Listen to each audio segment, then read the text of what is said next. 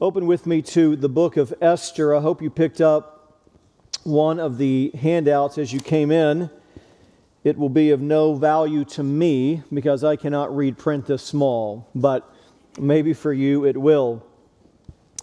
This is just a quick reminder and update of the first 4 chapters that we have studied together, and I wanted to get it all on one page for you just to help you to remember not only the flow of the story, but also the implications that we have looked at as we've gone through these first several chapters together.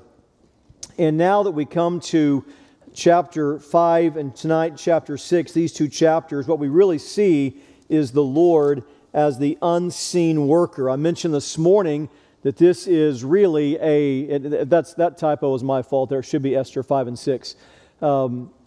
What we looked at this morning in Philippians is that what we see is that the Lord is at work within us. We are laboring, we are pressing on, we are working, but it's the Lord at work in us. And we see that very much here in Esther 5 and 6 as Esther and Mordecai are doing what they can do and what they should do, and yet it is the Lord who is the unseen worker bringing all things together. When we left off in chapter 4, Mordecai, of course, had encouraged her to go to the king to try to stand up for the people because of the decree that had been put out that all the Jewish people were going to be put to death. At the end of chapter 4, she said, "I will go to the king, though it is against the law, and if I perish, I perish." Mordecai then went away and did everything as Esther had ordered him. Between chapter 4 and 5 is a brief break. Esther has called for a time of fasting. And up until this point, we have seen the foolishness of Haman. We have seen the way that the king Ahasuerus makes decisions and how rash he can be to follow bad advisors. We have seen Mordecai, who is mourning publicly about what is going on. We have seen Vashti put away as queen and then Esther elevated as queen. And all of this to this point seems like a bit of just Persian history, which it is, but it's much more than that. And when we get to the end of chapter 4, what we see here is the real danger, because this decree has gone out that the Jewish people will be put to death, and Mordecai has told Esther, "You've got to go in front of the king and do something." And she says, "If I go in front of the king without being called for, it could cost me my life, and the king hasn't even spoken to me for a month." And at Mordecai's request, Esther, as I just read, says, "I'll do it. In an attempt to save the people, I'll do it. And if I perish for going in front of the king, then I perish." She calls for this fast. It's not just her, it's others that are doing that as well. We saw that in verse 16 at the end of chapter 4. "Go, gather all the Jews we found in Susa, and hold a fast on my behalf. Do not eat or drink for 3 days, night or day. And I and my young women will also fast as you do." Let me encourage you, when you come to a place in your life where you are facing some kind of trial or something that just feels monumental and bigger than you and more than you know what to do, there's wisdom to adjust your schedule for a season to seek the Lord in prayer and fasting. There's wisdom in saying that for a season you're going to do without some things in order to be able to free up more time to be with the Lord. The purpose, ultimately, biblically, of fasting is not simply about abstaining from food. It's about abstaining for food in order to free up time to spend more time with the Lord and in His Word and in prayer. And also that as you would feel those pains of hunger, it'd be a reminder that you are desiring something more than you desire food. You're desiring for the hand of God to move powerfully in your life. Courage and convictions are strengthened during seasons of prayer and fasting. Charles Swindoll said this about chapter 5. He said, "The book of Esther is not simply for us to learn Persian history. It's for us to learn of God's character and to teach us to rest in the providence of our Almighty God." Some of you may know the old hymn, stand up for Jesus." Verse 3 says, stand up for Jesus, stand in His strength alone. The arm of flesh will fail you, you dare not trust your own. Put on the gospel armor, each piece put on with prayer. Where duty calls or danger, be not wanting there. Do not be without the strength and the power of God when you face trials. And we do that as we put on the gospel armor with prayer. Which brings us now to chapter 5. And as the story unfolds, the first thing we see in the first half of chapter 5 is Esther's feast. Esther's feast begins with a request. Let's look at the text. On the third day, Esther put on her royal robes and stood in the inner court of the king's palace, in front of the king's quarters. While the king was sitting on his royal throne inside the throne room opposite the entrance to the palace. And when the king saw Queen Esther standing in the court, she won favor in his sight, and he held out to Esther the golden scepter that was in his hand. Then Esther approached and touched the tip of the scepter. This was a risky move. This is what Esther had reminded Mordecai could cost her life. If she is to approach the king without being summoned, that could cost her her life. She did that, and she has found favor with him. Verse 3, the king said to her, "What is it, Queen Esther? What is your request?" "It shall be given you, even up to half of my kingdom." It's the first time that we see the king refer to her as Queen Esther in the book. He offers her whatever she desires.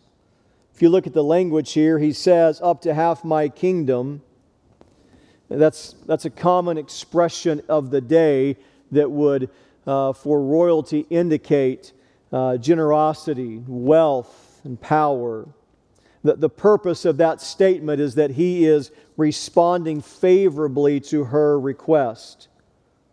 Verse 4, Esther said, "If it please the king, let the king and Haman come today to a feast that I have prepared for the king." So while Esther has been fasting, she's been preparing this banquet. She does not make her ultimate request known. Remember, the problem here is that Haman has persuaded King Ahasuerus to enact this decree that on this certain day all the Jewish people in the empire are going to be put to death, going to be destroyed and annihilated. She wants to speak to the king about that. She invites him to this feast she's preparing, but has not yet said what her request is. Probably because she's trying to gauge two things. One, what is his disposition to her? Remember, it's been 30 days since he's had any communication with her, so she's trying to gauge where he is with her, and probably also trying to gauge a little bit where the king stands with Haman. She invites the king to come and invites Haman to come, probably trying to get a read of where the king feels and how the king feels about Haman. Verse 5, the king said, "Bring Haman quickly so that we may do as Esther has asked." So the king and Haman came to the feast that Esther had prepared. So the king responds positively to Esther's request. He knows that she has risked her life by approaching him. He doesn't know what the request is going to be, but he knows it must be something of the highest importance because he understands that when she approached him without being invited, he knows she is risking her life. And so what he does deduct from that is whatever is on her mind is big enough, she's willing to die for it. So while he does not yet know what the request will be, he is instantly made aware that it is something very significant. While Esther has been fasting, the Lord has been working. The Lord has inclined the king's heart to be favorable toward her. I might just say, even in keeping with what Nathan shared just a moment ago, that while you are trusting the Lord and while you are waiting on the Lord, stay faithful to what you know to do. Stay faithful. Esther is fasting. Esther is living out her courage. Esther is standing up for her people, but she does not know how it's going to work out. So she waits and she trusts, which is exactly what we should do. You see in verse 6, as they were drinking wine after the feast, the king said to Esther, "What is your wish? And it shall be granted to you. And what is your request? Even to half my kingdom it shall be fulfilled." So she approaches the king. "What do you want?" She says, "Come to a feast." Comes to a feast, and he says, again, "What do you want?" Verse 8, Esther answered, "My wish and my request is, if I have found favor in the sight of the king, and if it please the king to grant my wish and fulfill my request." So stop right there. Now it finally comes. We're about to find out now what is this big request that she was willing to risk her life. What does she need the king to do that cannot happen apart from the king, that is so important that she's willing to die to request it? "Let the king and Haman come to the feast that I will prepare for them, and tomorrow I will do as the king has said." The request was, let's do this again. She just asked him to come to the feast, letting him know it's important, getting a read of if he was favorable toward her, getting a read on his relationship with Haman. They come. He says, "Okay, you've risked your life to talk to me without me inviting you. We're here together at the feast. You have something obviously very significant you're wanting to ask me. What do you want to ask me?" And she says, "Let's get together tomorrow and I will have a feast." Now, why doesn't she just tell the king what she wants to do? We're going to find out. The second thing we see in the flow of the chapter here is Haman's anger. Still in chapter 5, verse 9, we see his wrath. "Haman went out that day joyful and glad of heart." He's filled with arrogance. He was at the banquet. It had been just the king and the queen and him. So he's feeling pretty puffed up. The queen has a banquet, invites the king, and Haman got this special request. And so he leaves joyful and glad of heart. But when Haman saw Mordecai in the king's gate, that he neither rose nor trembled before him, he was filled with wrath against Mordecai. Haman has everything he wants. He has everything he needs. He's even filled with pride at his invitation to the banquet. But this one thing he does not have, which is Mordecai bowing before him. It was the praise of people that Haman lived for. His idol is his pride. The idol was challenged by Mordecai and his sinful heart exposed. Verse 10, "Nevertheless, Haman restrained himself and went home." Mordecai does not do what he wants him to do. Haman, as though he was joyful and was glad of heart, when he sees Mordecai not bowing down to him, he is filled with anger and rage. But he doesn't do what in the flesh he wants to do at that time. He restrains himself and he goes home. And he sent and brought his friends and his wife Zeresh. We have a couple of people with babies. If you're looking for a name, Zeresh. Just throw it out there. Verse 11, Haman recounted to them the splendor of his riches. Isn't this a great conversation for dinner? Can I tell you how great I am? Can I tell you how wealthy I am? Have you heard how amazing I am? Have you heard how powerful I am? What a great conversation. And he told of all the promotions with which the king had honored him, and how he had advanced him above the officials and the servants of the king. Then Haman said, even Queen Esther, let no one but me come with the king to the feast she prepared, and tomorrow also I am invited by her together with the king. Everything for him seems to be great. He's got power. He's telling them all about it. He's got prestige. He reminds them about it. Is there anything that's a problem? Verse 13. Yet all this is worth nothing to me, so long as I see Mordecai the Jew. It's an expression of disdain for him. All of this honor, all this prestige, all this wealth, all this recognition, it is worth nothing to me as long as I see Mordecai the Jew sitting at the king's gate. Then his wife Zeresh and all his friends said to him, let a gallows 50 cubits high be made, and in the morning tell the king to have Mordecai hanged up on it. Well, maybe so much for naming your kid Zeresh, maybe not. Be careful who you listen to. We've seen over and over so far in these first 5 chapters what happens when unwise people have access to your heart and mind. She says, I have an idea. You got a problem with Mordecai? Why don't we do this?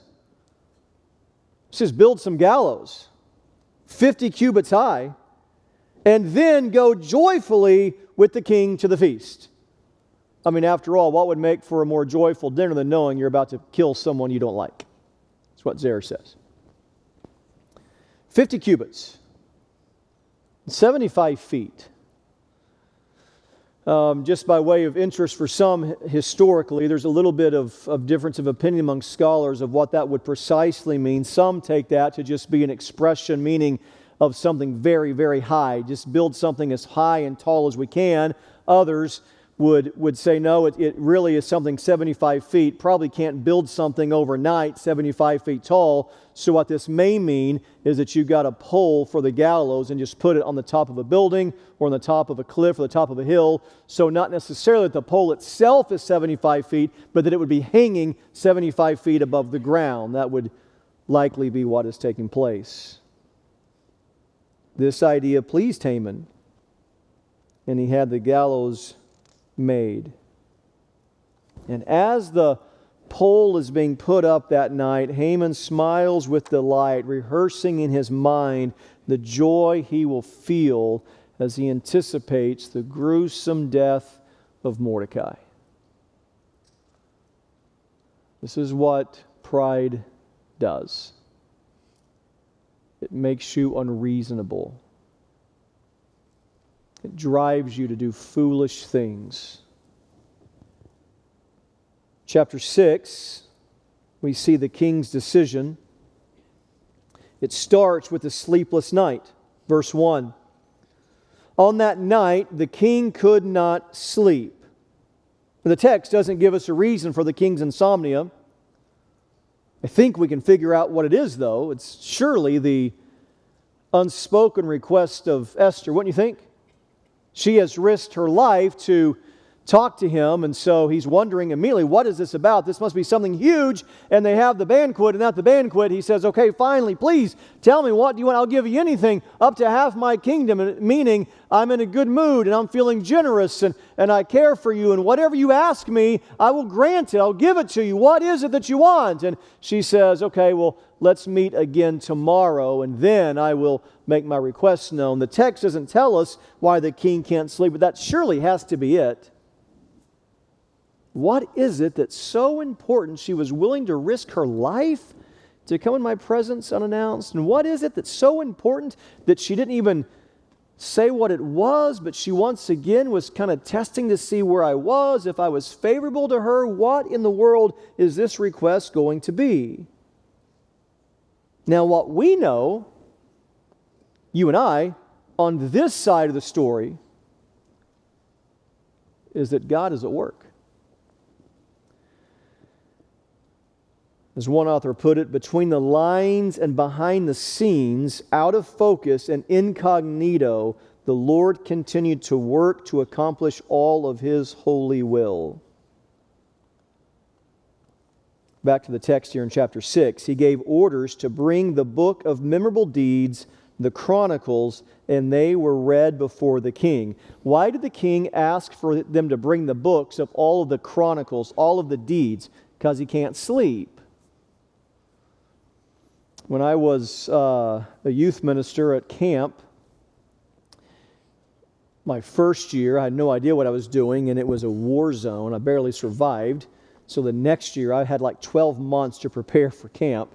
And so what we would do, we would tell everybody it's time to go to bed, and the guys in the guys' dorm would go to bed, and I would turn the lights off, and I'd get a flashlight, and I would read Leviticus out loud, and Kings and Chronicles for as long as it took.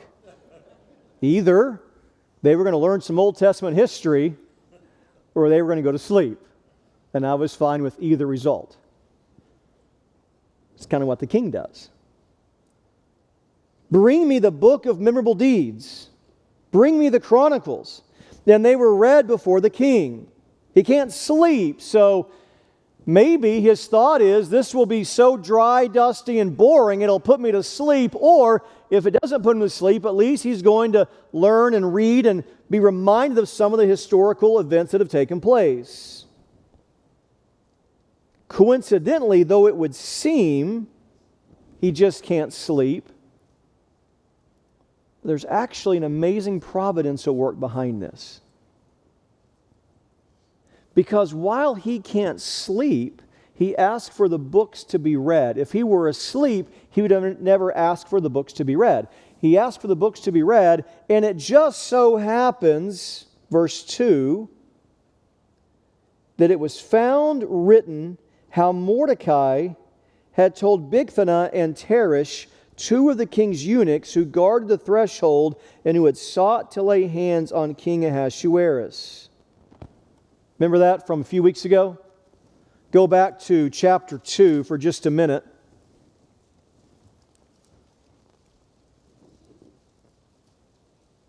Chapter 2, verse 21. In those days, as Mordecai was sitting at the king's gate, Bigthan and Teresh, two of the king's eunuchs who guarded the threshold, became angry and sought to lay hands on King Ahasuerus. And this came to the knowledge of Mordecai, and he told it to Queen Esther, and Esther told the king in the name of Mordecai.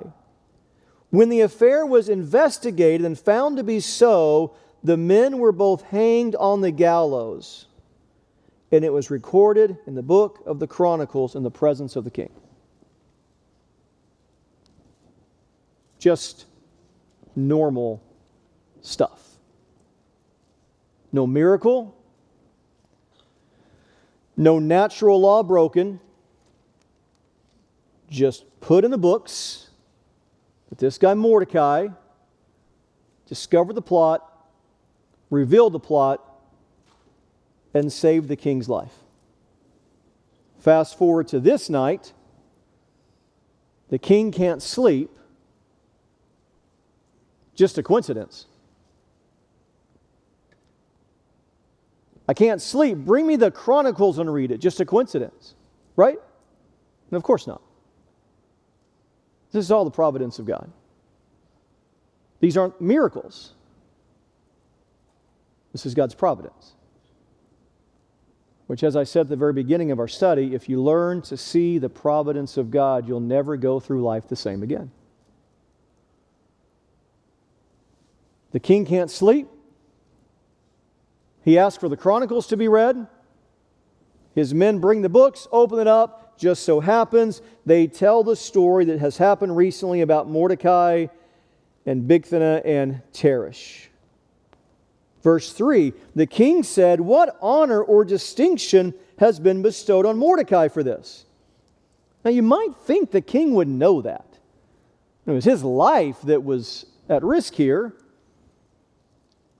But Ahasuerus doesn't seem to make real good decisions to me. The king's young men who attended him said nothing has been done for him. Now that's very rare. In the Persian Empire, they were very good at recognizing and repaying people who had done good deeds. This is a very rare thing that it would be overlooked. So ironic, on this very night, Haman is making plans for the death of Mordecai. The same night, the king can't sleep, and his thoughts go to, we need to honor Mordecai. So in the same moment, you have the enemy of Mordecai, Haman, working a plan to destroy him, while at the same moment, providentially, the only person higher than Haman just happens to not be able to sleep, just happens to ask to have the books read. The books just happen to go to the place where Mordecai was told, and it just happens that nobody ever honored or rewarded him for it. And while Mordecai is asleep, one man is trying to put him to death, the other man seeking to honor him. The discussion goes on. What are we going to do for him? What's been done? Nothing's been done. How did that happen? How did he get overlooked? The discussion no doubt breaks loose. Verse 4, the king said, "Who is in the court?" Something has caused a disturbance. Somebody has come by at an unplanned hour. Now Haman had just entered the outer court of the king's palace to speak to the king about having Mordecai hanged on the gallows that had been prepared for him. Haman shows up, ready to get this done. His idea was to put Mordecai to death. We need to hang him. That's how they did it. He has the gallows built. And he shows up to tell the king. Verse 5, the king's young men told him Haman is there, standing in the court. And the king said, "Let him come in." Haman thinks this is the moment. Had the idea. Then he had the plan enacted to build the gallows. Now we just need the king to sign off on this. And before anything else is done, I'm going to put the one man who refused to bow down to me to death. Haman said to himself, "Whom would the king delight to honor more than me?" When the king summons him to come in, Haman's thought is, of course the king wants me to come in.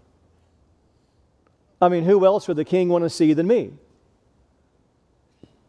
The king wants to honor someone. Who else would he want to honor besides me? Verse 7, Haman said to the king, "For the man whom the king delights to honor..." Let me just stop, make sure we're catching the story here. The king wants to honor somebody. Are you keeping up?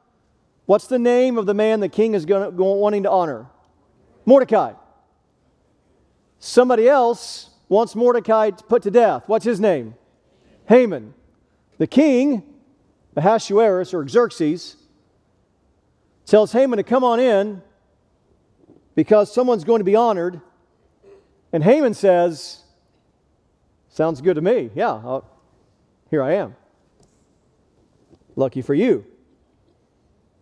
Haman said to the king, "For the man whom the king delights to honor, let royal robes be brought, which the king has worn, and the horse that the king has ridden on, and whose head a royal crown is set. And let the robes and the horse be handed over to one of the king's most noble officials. Let them dress the man whom the king delights to honor, and let them lead him on the horse to the square of the city, proclaiming before him, 'Thus shall it be done to the man whom the king delights to honor.'"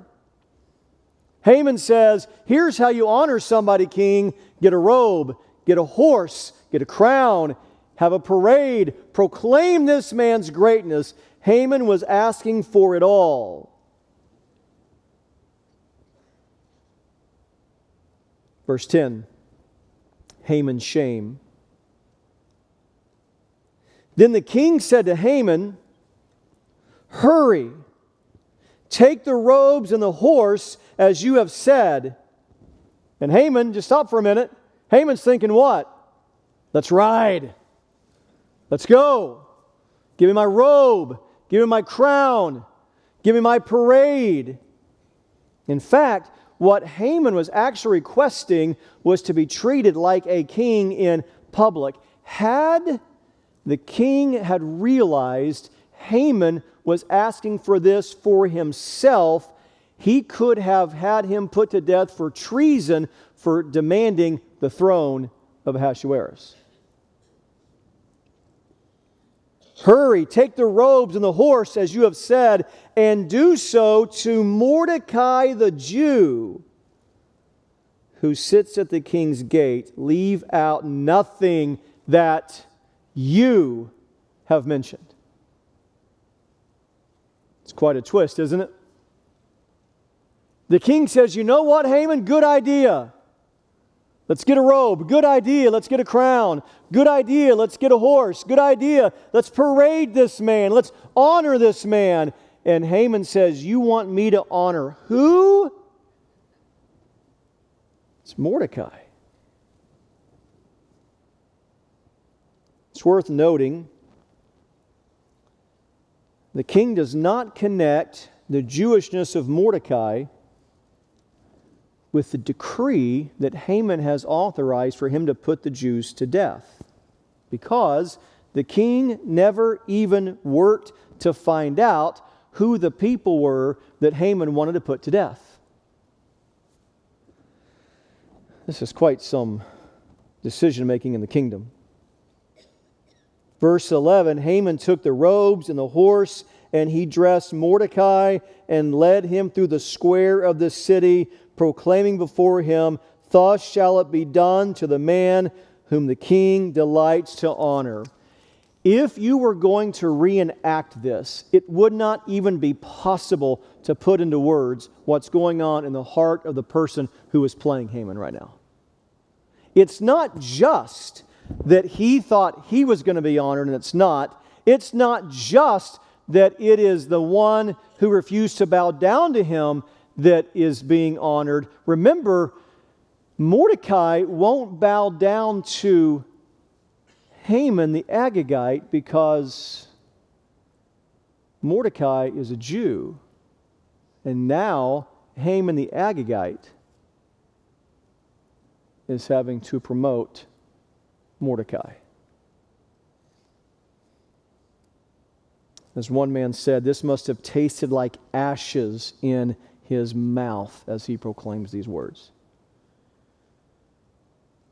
But notice, as Mordecai is honored, at least in the text, there's not a single word of revenge or hatred or "I told you so" from Mordecai back.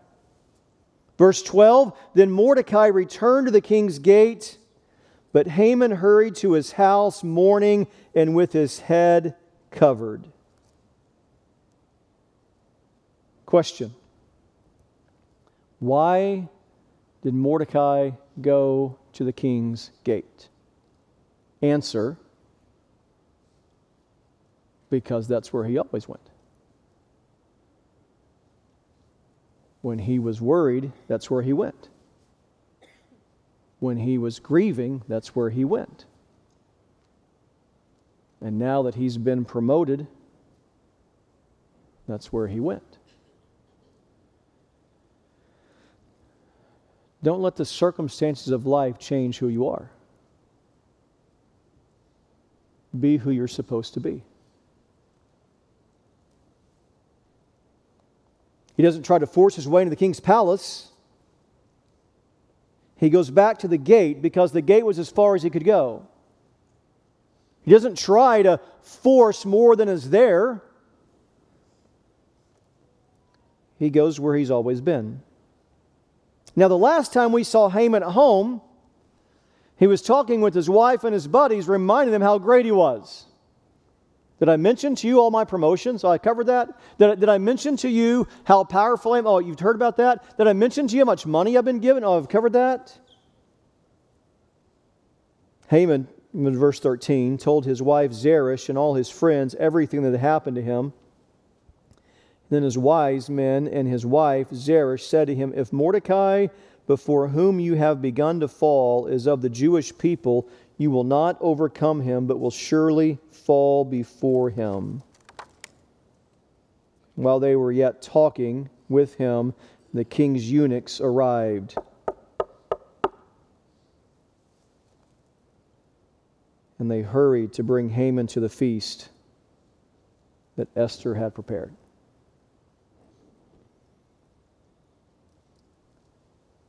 The gallows had been built. Haman was ready to see Mordecai hung on them. But in the midst of Haman's anger and disappointment, he's whisked away back to the feast, the second feast that's going to happen with the king and the queen and Haman. No doubt, as he's whisked away, if the poles were up that high on some edge of a cliff, undoubtedly Haman glances and sees those gallows as he's watching his plan unravel. It's amazing what happens next. We'll find out next Sunday. I assume you have a Bible, you could read it beforehand, but come back. A few implications to think about. Number one, as we wait on the Lord, He works through our circumstances and works in us. As we wait on the Lord, He works through our circumstances and works in us. Isn't it interesting?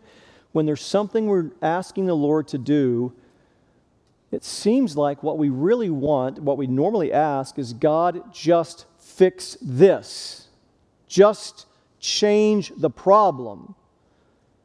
And yet, at that same season, God is working in us. We're saying, God, change the circumstances, and while we pray that, God is at work changing us. Number two, God does not forget the works you do for His glory. God doesn't forget the works that you do. Mordecai discovered the plot these two men had to kill the king. Mordecai reveals what he's found out. The king's life is spared. And Mordecai gets nothing. And in that part of the world, in that time in history, that's not what you would have expected. That's why the king was so shocked that nothing was done for him, because people's kind deeds, particularly toward royalty, were not overlooked or easily forgotten. It sure seemed like Mordecai was not repaid. Until it just so happened on the very night that Haman was devising a plan to kill Mordecai, the king can't sleep, asks for the books are brought, the books are opened up to Mordecai, and it just so happens Mordecai had not been repaid, and it was that very reason that his life is spared.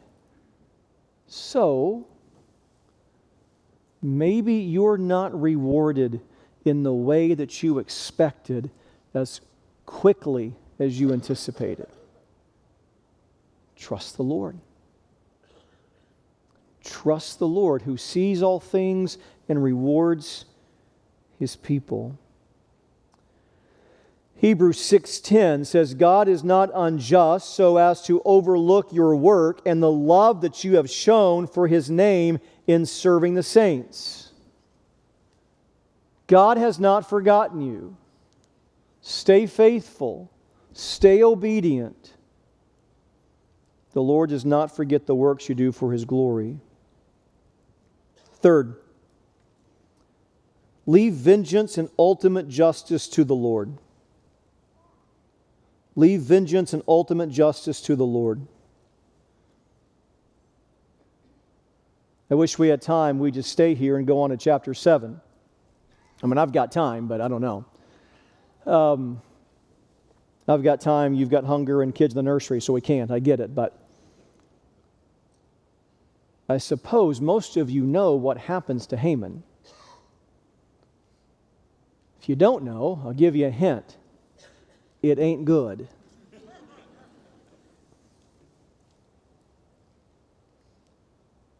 Mordecai doesn't have to go out and seek his vengeance. Neither do you. Be faithful. God often works through ordinary means. Note that. God often works through ordinary means. I mean, the way the story unfolds, it just does it so casually. Mordecai reveals the plot. Chapter 2 just happens to record no fanfare, no big build-up. It just says that what Mordecai did, it just says that it was written in the books of the Chronicles. That's it. Just normal. That's what they did. And then the next chapter, or the next couple of chapters, all it says is the king couldn't sleep. There's no like dun dun dun, at least not that we can hear. It just says the king can't sleep. It just says he asked for the books to be brought. It just says they opened and read the books, and it just says it happened to be about what Mordecai had done. Nobody walked on water. No one that was born blind has been made to see. Nobody who was paralyzed is told to rise and walk. No miracles. Just God working through ordinary means to accomplish His perfect will.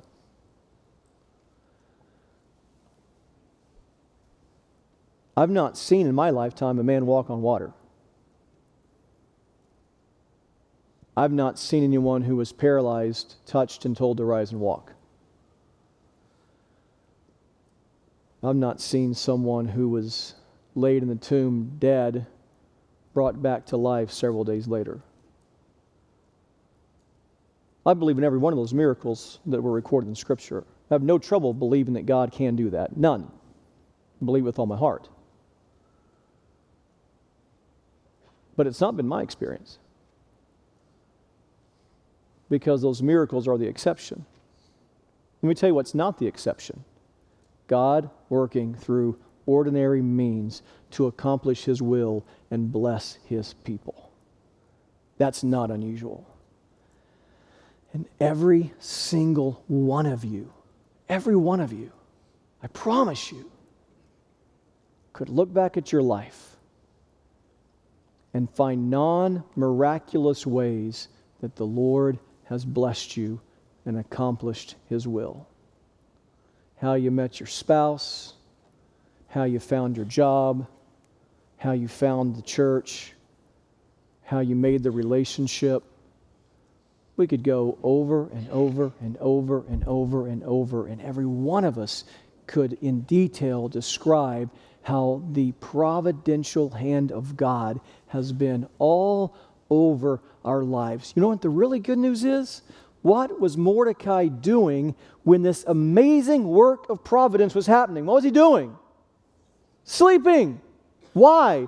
Because it was nighttime, and that's what you do when it's nighttime, hypothetically. Everybody over 50, I get it, but that's what you're supposed to be doing, is sleeping. Surely Mordecai's got to stay awake. After all, there's a guy trying to kill him. There's people in the kingdom trying to kill the Jewish people. Mordecai can't dare go to sleep. He's got to keep all the world spinning, right? Wrong. Trust God. God was working when Mordecai was sleeping. Rest well tonight, friends. Because God works while you sleep. And the God who works while you sleep never does. He does not sleep or slumber. In fact, the psalmist said, the Lord gives to His children in their sleep. And you see that living out right here in the book of Esther. This is the providence of God at work. One last thing. The name of the book is what? Esther. The main character, humanly speaking, is, don't make it complicated, it's named after her, Esther. You're in chapter 6. I just read the whole thing to you. Let your eyes scan real quick. 13 verses. Chapter 6. And raise your hand when you find the name Esther mentioned.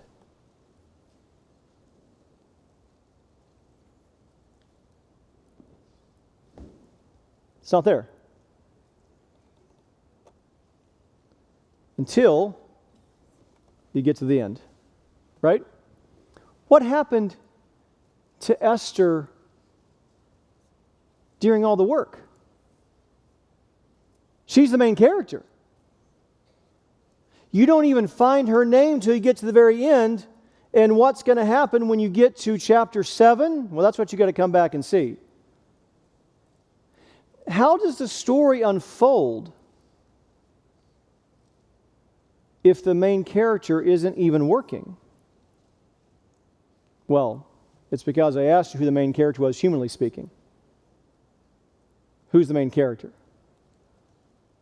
Bow your heads with me for just a moment.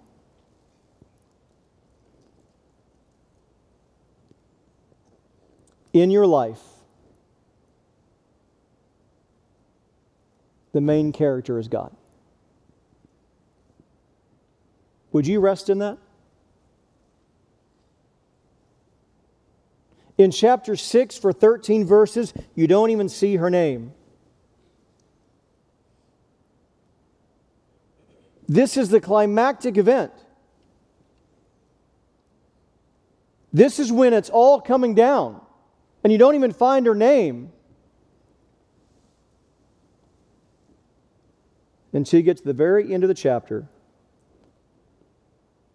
which leads into chapter 7 with the second feast. How can it be that in the most important event, the most important night, Mordecai is just a bystander, and Esther's name's not even mentioned, not during that part?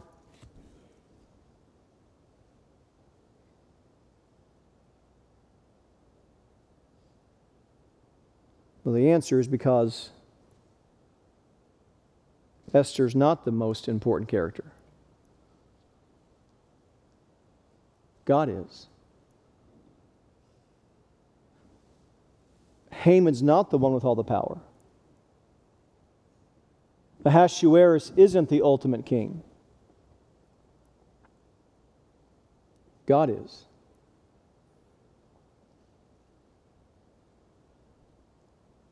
Even Mordecai is not in charge. God is.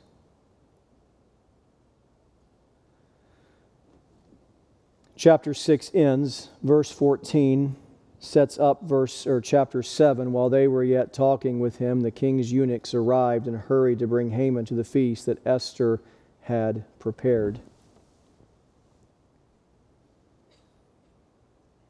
Nothing miraculous. But it's the providential hand of God at work, doing what only He can do. God is the primary worker in your life. Trust Him to accomplish His purpose. Lord, help us to trust You more.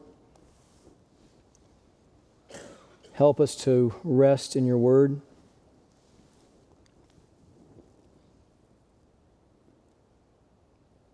Help us, Lord, to, even when we sleep, to take comfort that the things we can't control, You can.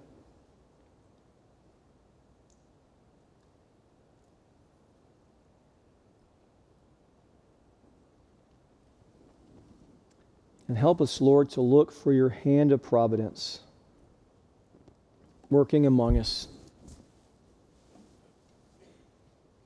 That while we may oftentimes desire for You to change circumstances, You're changing us. You're working in our hearts.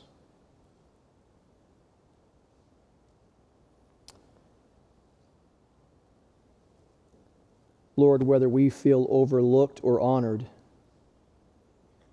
may we just be faithful, knowing that You see all things, and You're a rewarder of Your people. You are the unseen worker every moment of every day. May we trust Your will, Your timing, and Your purposes. In Christ's name, amen.